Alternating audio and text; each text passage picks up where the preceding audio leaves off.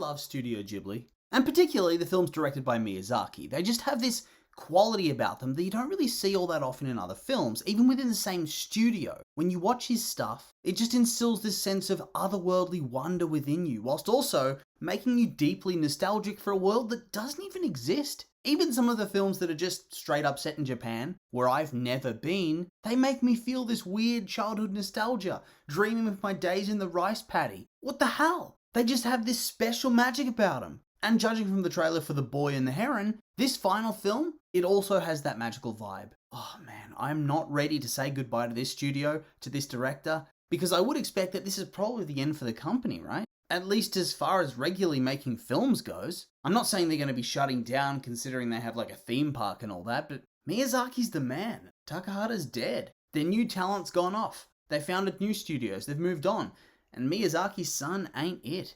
Poor dude. And so we're rapidly approaching the end of an era, and I am not ready. Feels like my childhood's just been given a terminal diagnosis. It's really depressing. But hey, at least based on this trailer that just dropped, it's at the very least going to go out with a bang and leave us with one of those films that it's going to stick with us for a long time. And yeah, before we go any further than this, before we talk about the trailer, I know the film's out in Japan, but I haven't seen it, obviously, so I'm flying blind because I refuse to look up the plot and spoil myself for such a big film. So, good chance I'm going to get things wrong in my analysis here, but we'll see. And so, yeah, not much else for it but to jump into the trailer. Okay, so having watched through it a couple of times, it really is quite hard to actually nail down anything I can analyze in terms of just scene by scene plot. So, I guess we'll just start out with the broad things that we can see and extrapolate from there. My god, I did not expect this tone, the tone of the thing. Honestly, maybe this is just me being a fool. But for his grand finale, I kind of expected Miyazaki was going to make a happy and light-hearted type of deal. Something like Ponyo that we can all look at and say, "Aww, what a sweet and wholesome ending to a career of one of the all-time great directors." And he said, lol, nah, it's horror time. And I'm no stranger to horror in Studio Ghibli, but it did catch me quite off guard. And it really does look like it's going to promise to challenge Spirited Away as one of the creepiest Ghibli films of all time. Like, it literally starts off with the main protagonist running through the smoke of a burning city in search of his mother, with all the faces of the people around him being really disturbing and distorted and ugly.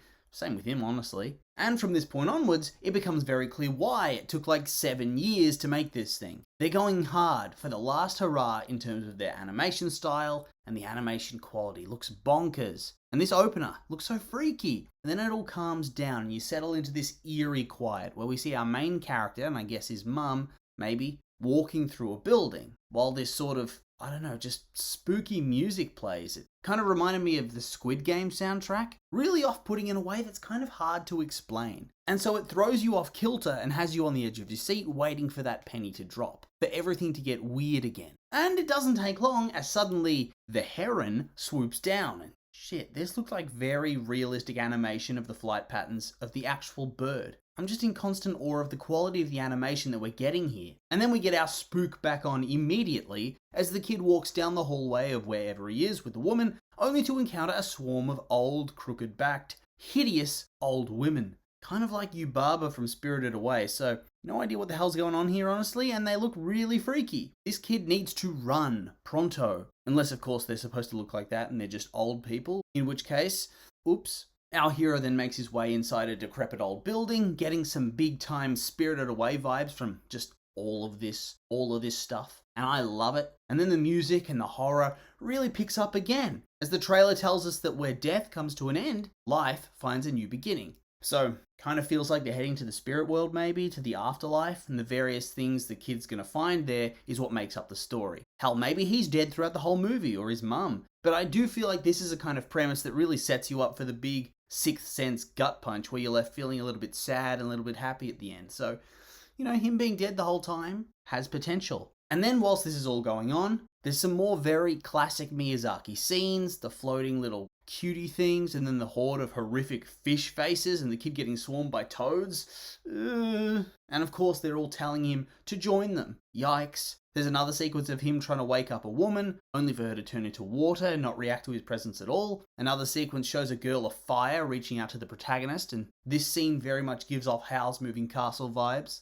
Both from the fire to the design of the room. I'm just loving all the little callbacks to the films he's done, littered through the scenes. It is really starting to feel like the culmination of everything that's been building in the company since like the 80s. The final chapter.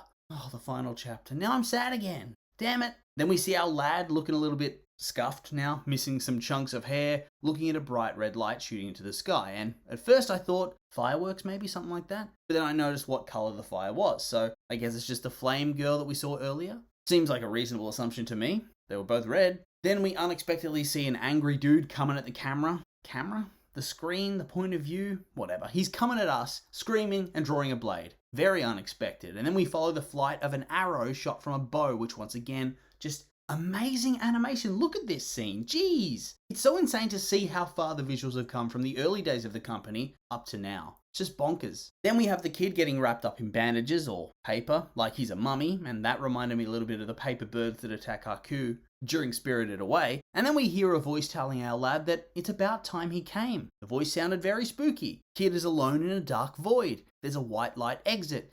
Yep, feels very afterlifey to me. And then we finish with a spooky jump scare at the end of the Heron's face. Ooh, yeah, lovely. Just what I need late at night as I'm about to start winding down to sleep. Something to freak me out. Creepy bird face. And so yeah, that's the trailer. So epic. Release date set for December. Get hyped. I honestly can't wait. I think this is going to be one of the best films of the year. And potentially one of his greatest films of all time. So we'll have to wait and see, but, beyond that, there's nothing really much else to say other than these have been my opinions and now I'd like to hear yours. What did you think of the trailer? You like it? Hate it? Think the movie's going to be good? Maybe not. Are you a fan of these sorts of films? I'm curious for your thoughts, so make sure to like, comment, and subscribe and let me know.